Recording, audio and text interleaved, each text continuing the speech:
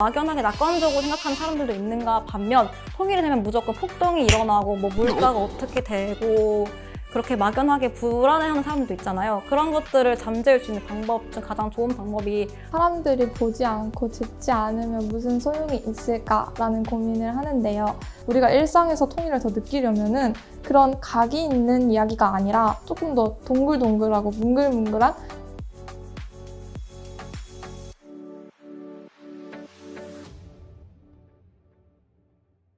안녕하세요. 저는 현재 중앙대학교 3학년에 재학 중인 김아현이라고 합니다. 안녕하세요. 저는 성균관대학교 글로벌 경제학과 재학 중인 강수민입니다. 저희가 지난달에 제2회 전국 대학생 기자단 통일기사 경진대회에 참여했는데요. 제가 아주 좋은 기회로 입성하게 돼서 이렇게 수상자 인터뷰를 하게 됐습니다. 저는 임진각 평화누리 전망대에서 근무를 하고 계시는 분의 인터뷰 기사를 작성을 했는데요. 그분이 애초에 특별한 일을 한다라는 것을 상정하고 그분과 인터뷰를 시작을 했어요. 근데 그분께서 저한테 계속 하시던 말씀이 난 특별한 일을 하는 게 아니다. 나는 우리 나라에서 일을 하고 있고 강 건너에 있는 나라도 우리 같은 나라이고 근데 내가 무슨 특별한 일을 하는 직업이냐라고 말씀을 하시면서 그 전망대에 보러 오시는 분들께서 북한이 안 보이면은 그렇게 막 서운해 하신다고 말씀을 하시더라고요. 근데 그분께서 서운해 하실 필요가 없다고 여기에 있는 이 평화공원이라는 현장을 느끼고 그리고 통일에 대해서 한 번 더 생각해 보면 되는 거지 북한이 우리 나라인데 우리 땅 한 번 안 보인다고 뭐가 그렇게 서운할 필요가 있냐라고 말씀을 하셨는데 보통 통일하면은 남북한이 하나가 된다. 이런 게 보통 사람들이 가지고 있는 통일에 대한 이미지인 것 같아요. 하지만 저는 아직 이 정도 단계까지를 논의하기에는 시기상조라는 생각이 들더라고요. 그래서 현 시점에서 제가 생각하는 통일은 우선 경제적 그리고 문화적 공동체를 결성하는 거예요. 경제적 공동체를 결성해서 물류 같은 걸 자유자재로 오가면서 남북한 모두 경제적으로 이득을 취할 수 있고 또 문화적 교류를 하면서 남북한이 서로를 이해할 수 있고 긴장감을 풀어가는 그런 시기가 필요한 것 같아요. 그걸 넘어서 나중에는 정치 체제까지 통일을 하게 되면서 처음에 말씀드린 것처럼 남북한이 완전히 하나가 될 수 있지 않을까 생각이 듭니다. 저는 통일이 초대받지 못한 손님이라는 생각을 하고 있어요. 왜냐하면 통일이라는 게 되게 현재 젊은 세대에게는 되게 동떨어진 과거나 아니면 앞으로 우리가 상상하기 힘든 미래의 이야기가 되어가고 있는 느낌을 받았어요. 일단 우리가 너무 다른 공간에서 살아가고 있고 그리고 통일에 관해서 뭔가 사회적 장벽이 되게 높게 쳐져 있는 느낌을 받고 있어요. 그렇지만 우리 사회에서는 이 통일에 대한 의제 테이블이나 아니면 담론이 제대로 형성이 되고 있지 않고 그래서 우리 사회에서 통일은 아직까지 초대받지 못하고 있는 손님이 아닐까라는 생각을 하고 있습니다. 저는 사실 통일에 관해서 저희 외할머니께서 소원이 금강산 관광을 가시는 거라고 말씀을 하시더라고요. 그래서 통일이 뭔가 빨리 이루어졌으면 좋겠다라고 생각을 하고 있다가도 부모님이랑 이야기를 하면은 부모님은 가장 먼저 세금 이야기를 하세요. 통일이 되면은 세금을 몇 배나 더 많이 내야 되는데 그게 당장 우리에게 통일이 뭔가 평화나 이득, 경제적 이득이나 아니면 사회적으로 무언가 달라지는 게 있을까라는 말씀을 하시더라고요. 제가 생각하기에 통일은 제 주변에 있는 사람들이 생각하기에도 뭔가 당장 우리에게 주어지는 현실적인 효용이나 아니면은 평화로 이루어지지 않는다면은 당장의 통일이 뭔가 긍정적인 측면만 있지는 않는 것 같다라는 생각이 들어요. 그랬을 때 우리 사회는 이러한 당장 우리 사회에 살고 있는 사람들에게 뭔가 조금 더 눈앞에 놓여진 현실에 맞춰서 이런 사회적 담론이 형성되어야 되지 않을까라는 생각을 합니다.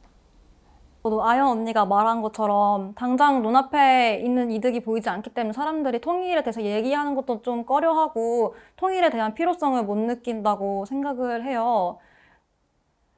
제가 다니고 있는 학과가 아까 경제학과라고 했는데 아무래도 경제학과다 보니까 통일이 어떻게 경제적으로 효용을 줄 수 있는지에 대해서 친구들이 많이 고민을 하더라고요. 그 결과 당장 눈앞에 있어 봤을 때는 줄 수 있는 경제적 이득이 없다고 생각을 하는 친구들이 많아서 부정적인 견해가 아무래도 좀 더 지배적인 것 같더라고요. 그리고 또 제 또래 친구들 지금 남자애들은 국방의 의무를 하러 가 있는데 아무래도 그런 친구들은 북한을 조금 적이라고 인식하는 게 크지 않을까 생각이 듭니다.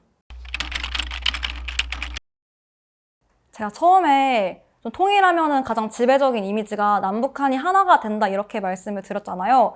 근데 제가 생각했을 땐 지금 시점에서는 그 단계까지 갈 수 있을지는 잘 모르겠어요. 일단 남북한이 분단이 된 지 엄청 오랜 시간이 흘렀고 지금 남북한 체제가 완전히 다르잖아요. 그러니까 그 남과 북이 같은 체제로서 운영되기에는 아직 조금 어려움이 있는 것 같아요. 대신에 제가 생각한 통일에 대해서 처음에 남북한이 경제적, 문화적 공동체를 이루는 거라고 말씀을 드렸잖아요. 저는 그 단계까지는 충분히 나아갈 수 있다 생각해요. 지금만 하더라도 현재는 지금 잠깐 동결돼 있지만 이전까지만 하더라도 문화적 교류도 되게 활성화돼 있었고 또 경제적으로도 작기는 하지만 교류가 있었잖아요. 뭐 개성공단도 있고 이것저것 주고받는 것도 있었고 그런 것처럼 이게 지금은 잠깐 멈춰 있지만 좀 더 키워나가면은 문화적, 경제적 공동체를 이루지 않을까 생각이 들어요. 저는 솔직하게 통일이 안 될 것 같다는 생각을 해요. 왜냐하면 통일이라는 거는 지금 현재로서는 두 개의 국가가 하나의 사회를 이루는 건데 그러기에는 두 국가가 너무 다른 삶의 방식을 취하고 있고 너무 다른 가치관을 가지고 살아가고 있는 것이 아닐까라는 생각이 들었어요. 그랬을 때 우리 사회는 통일보다는 평화라는 담론을 이야기를 해야 한다고 생각을 하거든요. 다른 국가가 봤을 때 그리고 자국민인 저희가 봤었을 때 저희가 과연 평화롭나? 어떻게 적이 있고 전쟁 중인 나라가 평화롭다고 누가 생각을 하겠어요. 그랬을 때 우리 사회는 뭔가 통일에 나아가기 앞서서 평화에 가까워지기 위해서 뭔가 교류를 하고 그에 맞춰서 정책을 세우고 그에 맞춰서 교육을 해야 할 필요성이 있지 않나 생각합니다. 세상에 발전하는 모든 것은 현재에 대해서 고민할 때 발전할 수 있다고 생각을 해요. 어렸을 때 뭐 통일 뭐 상상 대회를 하면은 되게 아름다운 미래를 그린 작품들이 보통 많이 수상을 하게 되는데 뭔가 그러한 너무 우리 사회가 통일에 대해서 과거나 그리고 미래를 이야기하고 있지는 않은가라는 생각이 들어요. 그래서 당장 뭐 현실적으로 통일을 하면은 뭐 농산물 값이 이만큼 떨어지고 그래서 우리는 뭐 이런 것들을 뭐 싸게 구입을 할 수 있다거나 아니면은 일자리가 몇 % 정도 늘어나고 그리고 그 일자리에 대해서 늘어난다고 했었을 때 젊은 층들이 가지고 있는 또 고민들이 있잖아요. 뭐 늘어났는데 임금은 싸질 거 아니냐, 뭐 세금 많이 낼 거 아니냐 그런 거에 대해서 되게 현실적이고 구체적인 답을 찾아가고 그리고 그런 것들을 이야기를 듣고 그렇게 나아가면은 조금 그런 현실과 그리고 우리가 가지고 있는 그 괴리들이 조금 좁혀지지 않을까라는 생각이 들고 지금처럼 너무 과거를 생각하고 미래를 생각하고 이런 것보다는 좀 현실에 맞춰서 우리 당장 눈앞에 놓인 과제들을 해결하는 쪽으로 통일 담론이 형성됐으면 좋겠다라는 생각을 가지고 있습니다. 팩트체크 위주로 교육을 해야 한다고 생각해요. 왜냐하면 지금 사회 속에서 크고 작은 문제들이 많아서 북한에 대한 막연한 두려움이 있는 것 같은데 그런 두려움 같은 거를 그냥 두렵지 않아, 괜찮아 이렇게 넘어갈 순 없잖아요. 제대로 사실적인 거를 짚고 넘어가고 그런 식으로 팩트체크식으로 교육을 해야 된다 생각해요. 그렇게 교육이 되고 그 이후에 담론이 진행되어야 담론 내용이 보다 의미 있을 것 같고 좀 더 솔직하고 도움이 많이 되는 얘기가 많이 오갈 것 같아요. 막연한 불안감도 있고 막연하게 긍정적인 면도 없지 않아요. 너무 낙관적이게 막 통일을 하면은 뭐 기차도 놓여지고 무조건 나라가 두 양국 모두 좀 더 발전할 수 있겠다라고 막연하게 낙관적으로 생각하는 사람들도 있는가 반면 통일이 되면 무조건 폭동이 일어나고 뭐 물가가 어떻게 되고 그렇게 막연하게 불안해하는 사람들도 있잖아요. 그런 것들을 잠재울 수 있는 방법 중 가장 좋은 방법이 사실로서 그들을 설득하는 것 같아요. 통일교육은 그렇게 사실을 제시하고 어떻게 될 건지 좀 더 정확한 정보를 제공하는 식으로 그들을 설득해서 담론을 이끌어 가야 한다고 생각합니다. 교육의 양적 증가가 이루어져야 된다고 생각을 해요. 왜 조금 외람돼 얘기일 수 있지만 부부 싸움은 칼로 물베기라는 말이 있잖아요. 저는 그 이유가 부부가 싸워도 다시 마주칠 수밖에 없는 상황이 오기 때문에 그런 말이 나올 수 있다고 생각을 하거든요.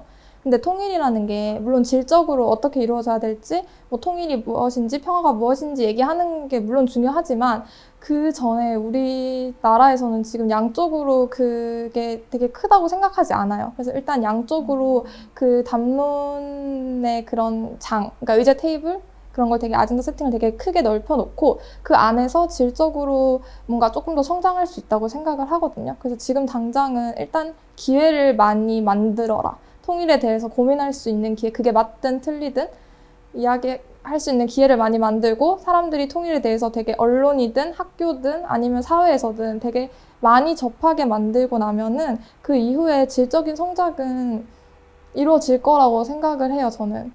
영화 매체를 통해서든 아니면은 그냥 일상생활이든 되게 통일이라는 단어가 뭐야, 갑자기 통일 얘기? 이런 게 아니라 그냥 당연히 뭐 이번에 아이폰 새로 나왔대 이런 얘기처럼 당연히 나올 수 있을 때에 우리 사회가 통일에 더 가까워질 수 있다고 생각을 하거든요. 이렇게 각 잡고 하는 고찰은 너무 전문가들 그리고 그거에 대해서 관심 있는 사람들만 모으는 수단이라고 생각해요. 그러면 일반 사람들이 통일에 더 가까워지고 우리가 일상에서 통일을 더 느끼려면은 그런 각이 있는 이야기가 아니라 조금 더 동글동글하고 뭉글뭉글한 그런 이야기들이 사회에서 많이 나왔을 때 할 수 있다고 생각하는데 그러기 위해서는 되게 매체의 힘이 많이 필요하지 않을까라는 생각이 들어요. 그래서 좀 매체나 언론에서 그리고 국가 정책이나 아니면 광고에서 좀 그런 이야기들 많이 담아주면은 자연스럽게 통일에 대해서 접할 수 있지 않을까라고 생각을 합니다.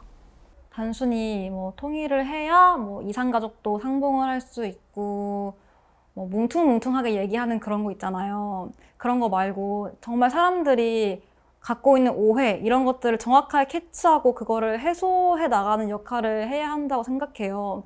정말 사람들이 궁금해하는 지점이 분명히 있고 잘못 알고 있는 지점이 분명히 있어요. 그것들을 잘 알아야 그거를 채워 나갈 수 있는 교육을 할 수 있지 않을까 생각이 듭니다. 그래서 그렇게 사람들의 의견을 많이 물어보고 양방향적인 교육이 일어났으면 좋겠어요. 저는 사람들이 보지 않고 듣지 않으면 무슨 소용이 있을까라는 고민을 하는데요. 제 주변에 보면은 언론사 뉴스는 보지 않는데 언론사에서 운영하는 유튜브 채널은 엄청 열심히 보는 친구들이 있더라고요.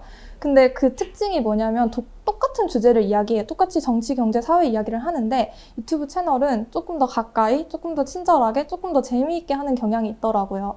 통일 교육도 뭔가 제대로 된 의견을 바로 전달해 줘야 돼. 뭔가 이런 생각보다는 조금 더 가볍고 조금 더 친절하게 독자들에게 다가올 때 사람들이 조금 더 관심을 가지지 않을까라는 생각을 합니다. 끝까지 영상 시청해 주셔서 너무 감사하고요. 저도 사실 통일에 대해서 크게 공부를 하고 통일에 대해서 관심이 있는 사람은 아니에요. 그래서 여러분들도 그리고 저도 통일에 관해서 조금씩 알아가고 그리고 조금 더 관심을 가지게 됐으면 좋겠다는 생각을 하고요. 네, 제 얘기 들어줘서 감사합니다. 기자단 활동 정말 재밌었으니까 3기 때도 많이 지원해 주셨으면 좋겠고요. 그리고 통일교육협의회 유튜브도 많은 관심 부탁드립니다. 안녕!